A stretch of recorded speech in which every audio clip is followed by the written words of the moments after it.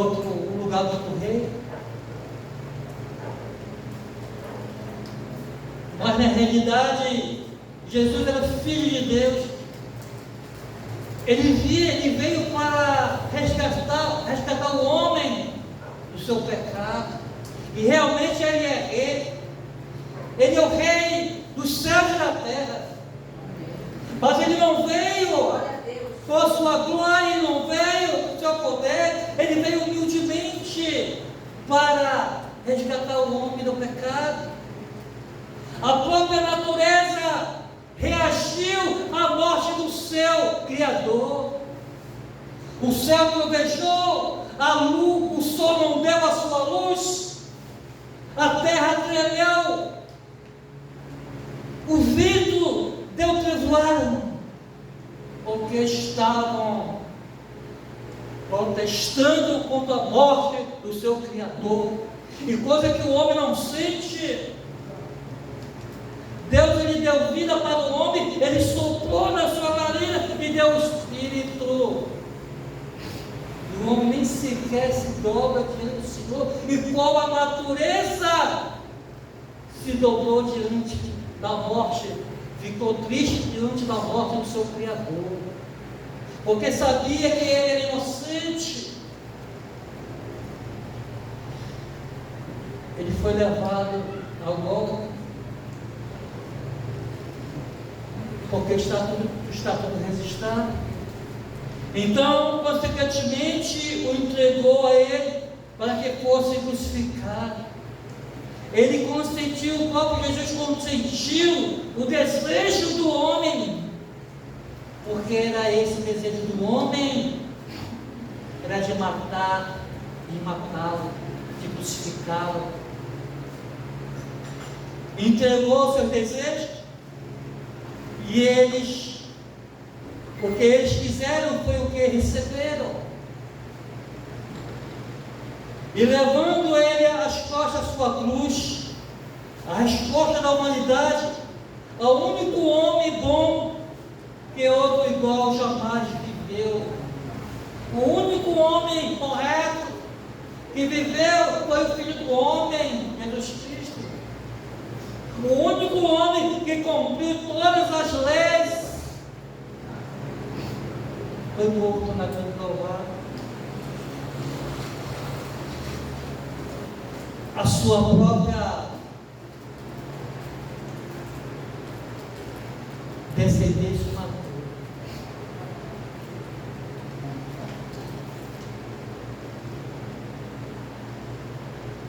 Lugar saiu para um lugar chamado Caveira, que em hebraico se chama Gol.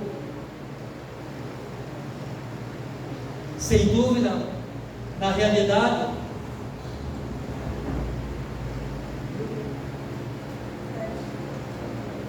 e na atualidade se conhece o Calvário, o lugar onde o Senhor foi crucificado. Onde o crucificado, a crucificação era a forma mais horrível que tinha na época. O homem que era crucificado era o pior homem que existia, era homicida, era um homem que não tinha nenhuma qualidade de vida no seu caráter.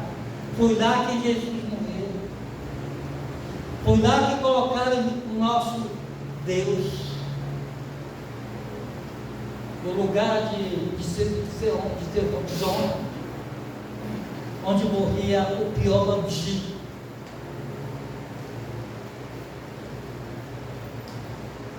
E que ali se cumpriu a profecia de Isaías 53:9, que diz: e com os ímpios puseram a sua sepultura, e com o rico na sua morte, porque nunca fez ele maldade, nem houve engano à sua boca. E com os ímpios puseram a sua sepultura, significa que ele recebeu tal atributo pela herança religiosa de Israel. Foi a herança religiosa de Israel que crucificaram Jesus. Mas havia um homem também chamado José de Arimateia,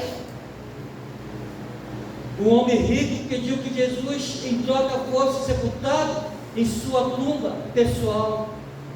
E assim foi, porque não fez ele maldade nenhuma. Havia um homem que tinha um coração humilde e reconheceu que aquele homem não havia feito, não tinha nenhum pecado e não tinha nada que pudesse desonrar o seu nome, nem o seu caráter. José de Arimateia.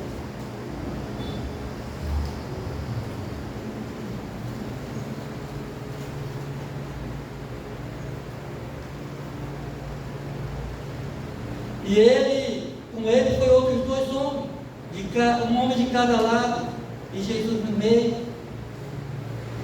Foi desenhado devidamente, colocaram-no entre dois criminosos. Entretanto, nessa situação, foi que os seus inimigos cumpriram a profecia de Isaías, que ali nós acabamos de ler. E ali o José de Arimateia pediu seu corpo para colocar numa tumba de honra.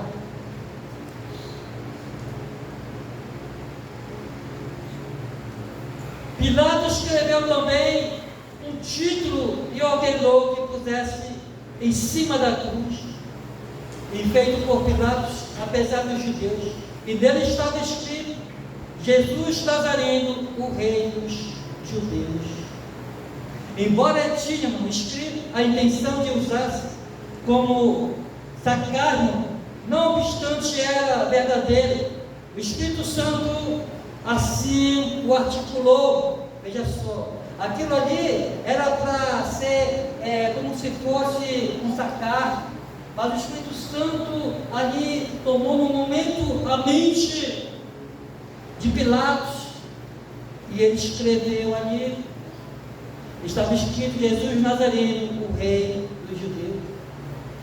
Mas os judeus ali, muitos ali, os sacerdotes ficaram aborrecidos, porque não queriam, eles queriam que ali fosse escrito que Jesus se dizia ser rei, mas Jesus não disse nada.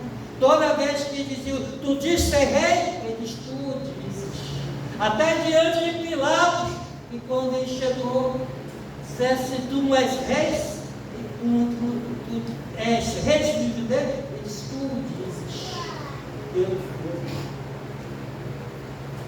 Ele poderia, porque ele era e é o rei de Deus, é o rei do Todo-Poderoso. Ele podia dizer: eu sou realmente. Mas a sua humildade, ele deixou que alguém falasse.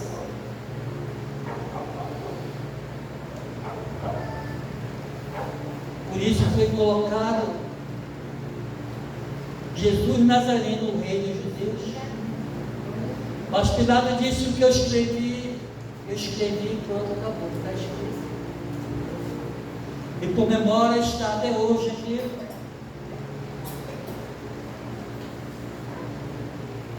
Diziam, pois, os principais sacerdotes dos judeus a Pilatos: não escrevas o rei dos judeus, mas o que ele disse: sou rei dos judeus. Ele não disse nada. Ele dizia: tu disse que eu sou. Aqui já estava entrando uma mentira. Eles queriam colocar o que eles acusaram Jesus, de dizer que ele era rei, mas ele nunca disse isso. Respondeu Pilatos: que escrevi, está feito. E acabou, está escrito. Tendo foram os soldados crucificados a Jesus, a obra horripilante,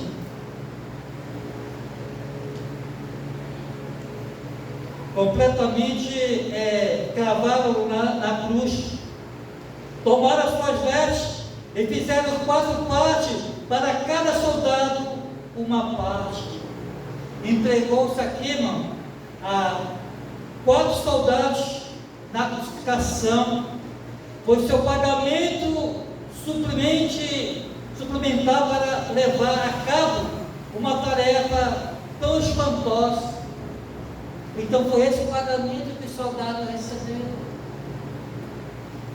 para levar ao homem inocente à crucificação.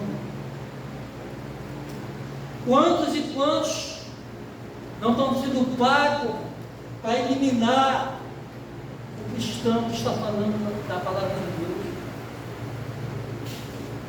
Quantos de nós não estamos sendo levados ao fogo também, por causa da palavra de Deus? Nós temos visto aí fora os pastores que estão levando a mensagem, aonde ninguém aceita a palavra, estão sendo mortos também, por causa da palavra. E também a túnica porém, tecida toda abaixo, não tinha costura. O valor desta vestimenta, em particular, é que não tinha costura, ou seja, que era uma só peça de tecido, não tinha costura, era uma peça só, tinha um valor muito grande, porque ela não levava costura, era uma peça só.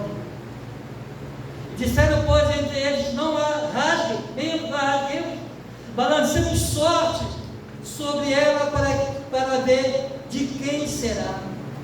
O que João claramente viveu e ouviu com seus próprios olhos, e ouvidos realmente aparenta que fora o único discípulo que se encontrava perto da cruz neste momento. Então foi o discípulo amado, aquele que colocava a sua cabeça nos ombros de Jesus, e aquele que dava carinho, aquele que falava com Jesus, era um discípulo amado de João. Era o único que estava no momento da crucificação, era o único que estava vendo tudo e viu tudo. O João. E será que nós estamos agradando a Deus? Será que nós estamos fazendo a obra dele? Será que nós estamos se dispondo, Senhor, eu vou estar na tua casa hoje, eu vou estar para fazer a tua obra, eu vou me dispor, Senhor, porque eu não tenho, Senhor, como te agradar, não tenho como te agradecer por tudo que o Senhor fez por mim. Será que eu estou preocupado com a obra de Deus? Preocupado em fazer algo para o Senhor? Será que eu sou um discípulo amado, a qual posso dizer: Senhor, o Senhor pode contar comigo?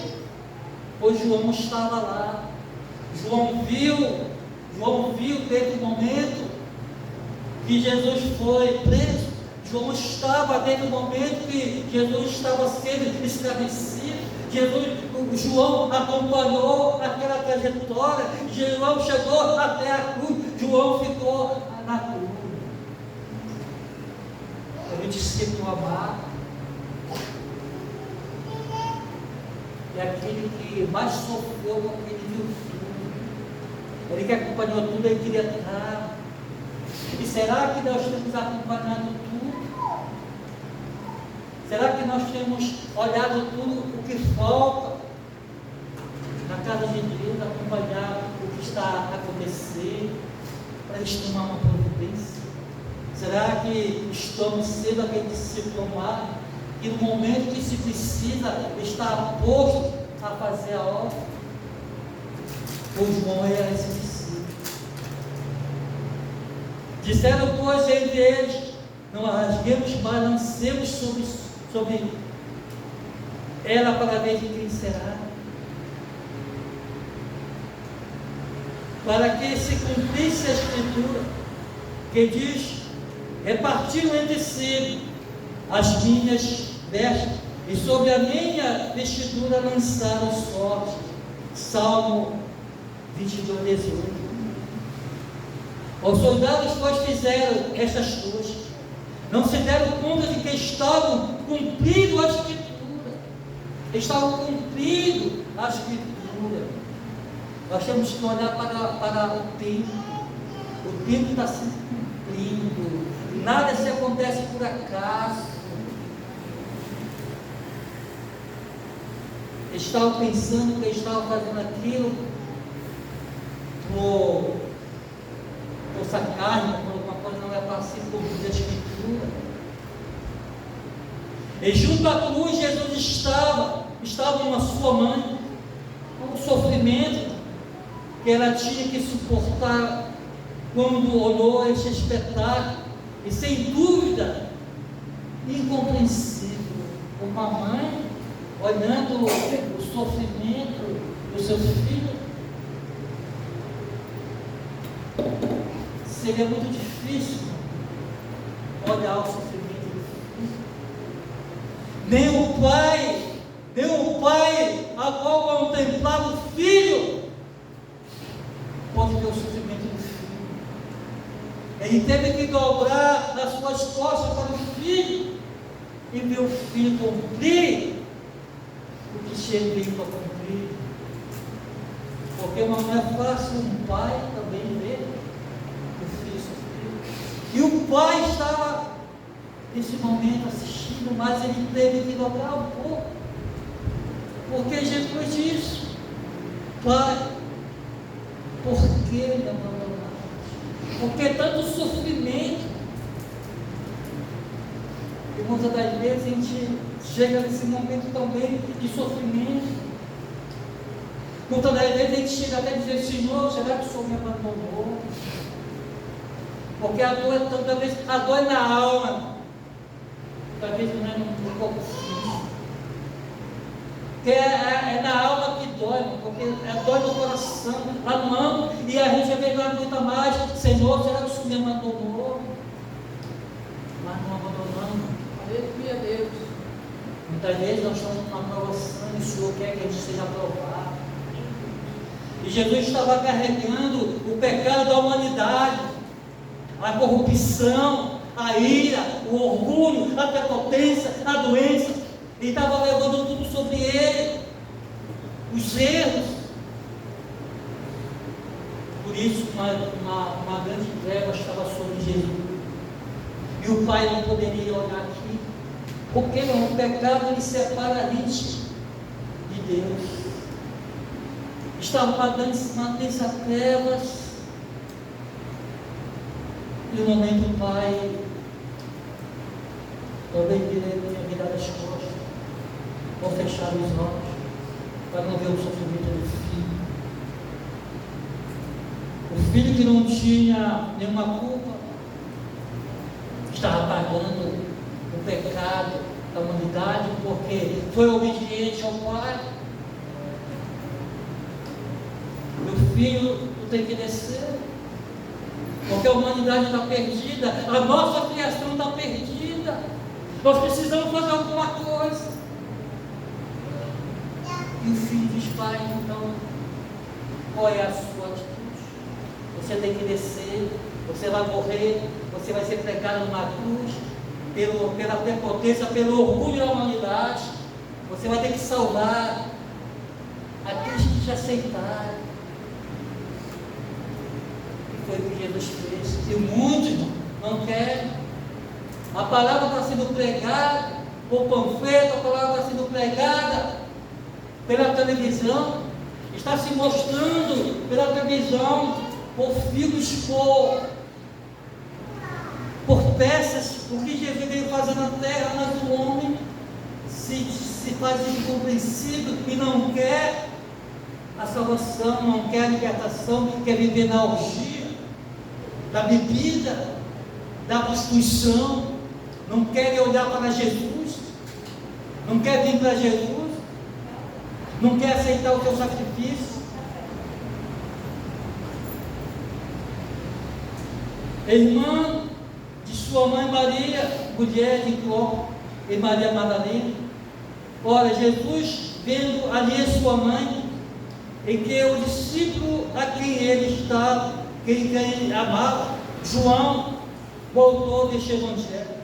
Estava presente e disse à sua mãe: mulher, eis aí o teu filho. Então, por causa de seu próprio meio-irmão, que não acreditavam nele, Jesus encarregaria o cuidado de Maria em mão de João, o amado. Entretanto, a ressurreição mudaria isso. Então, ele entregou para João, o discípulo amado, disse: eis aí a tua mãe. Entregou para ele, porque o Senhor estava tirando a responsabilidade dela ser mãe dele naquele momento. E mais tarde ela veio reconhecer ele como seu Deus.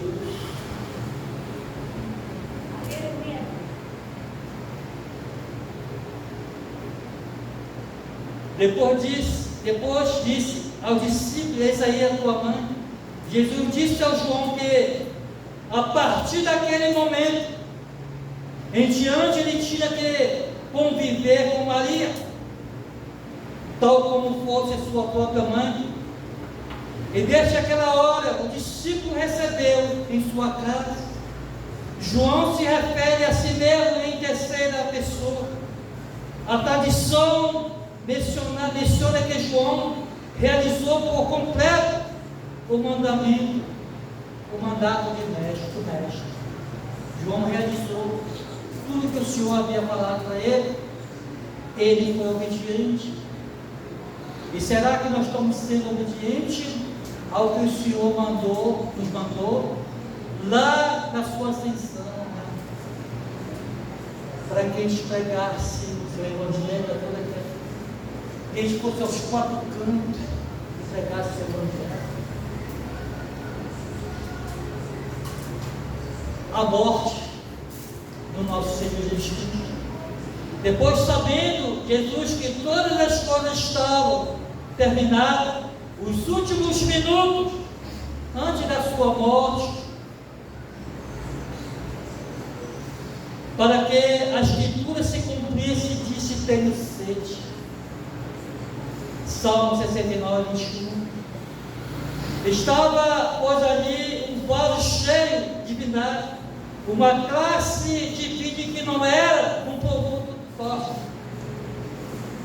e que enchendo de vinagre uma esponja e a pondo no isopo, lhe achegaram a sua boca. O isopo era o que foi utilizado para passar o sangue sobre as vegas da porta do Egito. Na primeira parte, de certo modo simbólico da humanidade de Cristo. Então, aquilo também serviu para o banheiro também.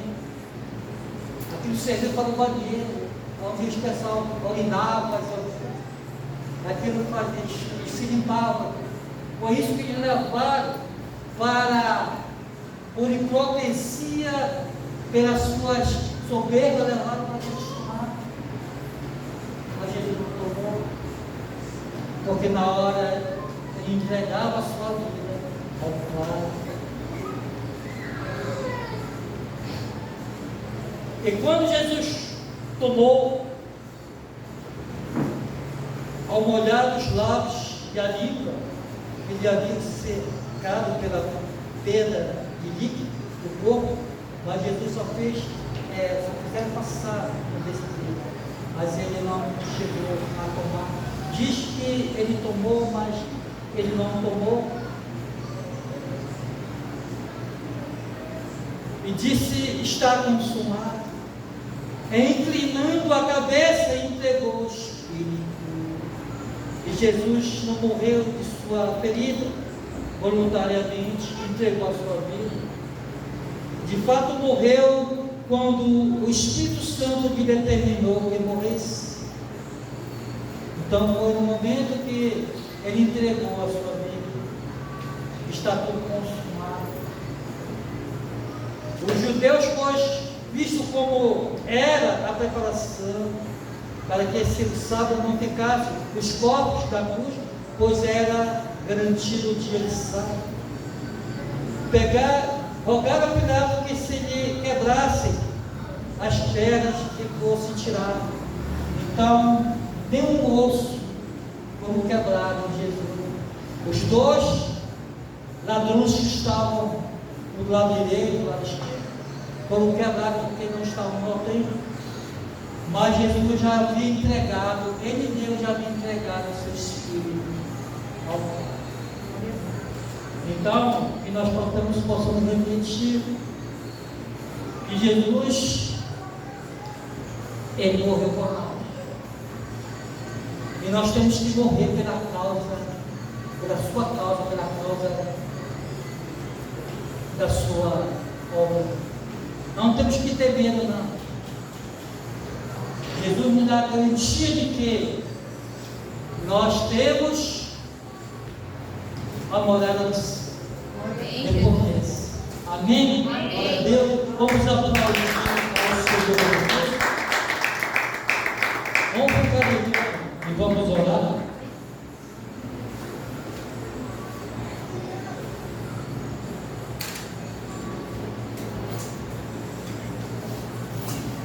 Senhor Pai Todo-Poderoso, Pai querido e amado, Senhor, Pai, o Senhor, meu Pai, entregou a sua vida na cruz do Calvário por cada um de nós. O Senhor entregou, meu Pai, pela humanidade. O Senhor, meu Pai, não teve, meu Pai, nenhum orgulho, nada. O Senhor deixou, Senhor, o seu poder, deixou a sua glória, meu Pai, veio, meu Pai, humildemente num corpo, meu Pai, terreno. O Senhor veio sentir, meu Pai, o que nós sentimos. O Senhor, meu Pai, veio, Senhor, ver, meu Pai, como estava a nossa vida. O Senhor veio, meu Pai, sondar nossos corações. E o Senhor, meu Pai, por Ele, por nós, o Senhor, meu Pai, foi levado ao gol, no lugar da cabeça. O Senhor, meu Pai, trilhou um caminho, meu Pai, de perversidade do homem. E o Senhor, meu Pai, passou por todas as aprovações. O Senhor chegou ao gol, por amor de cada um de nós. O Senhor venceu, meu Pai. O teu sangue, meu Pai, derramado na cruz do Calvário. E veio, meu Pai, para nos dar vida, para mudar, Senhor, o nosso caráter, para que nós ganhássemos o teu reino, Senhor. Por isso nós te agradecemos, Senhor, pelo teu grande amor, Senhor, que até hoje, meu Pai, não pôde medir o tamanho, mas disse que o Senhor teve tamanho amor, tão grande amor. Pai querido amado, o teu amor é infinito, a tua misericórdia, Pai, é inesgotável, o teu amor, meu Pai, não tem tamanho. Por isso, meu Pai, nós te pedimos, Senhor, a tua misericórdia, que o Senhor venha, meu Pai, ter, meu Pai, misericórdia de cada um de nós. Que nós possamos, meu Pai, meditar na tua palavra no dia de hoje, buscando, meu Pai, o reavivamento, para que nós possamos estar, meu Pai, debaixo, Senhor, da tua liderança, debaixo da tua direção. Pai querido amado, Senhor, é o que nós te agradecemos, em nome do Pai, do Filho e do Espírito Santo, que assim seja. Amém.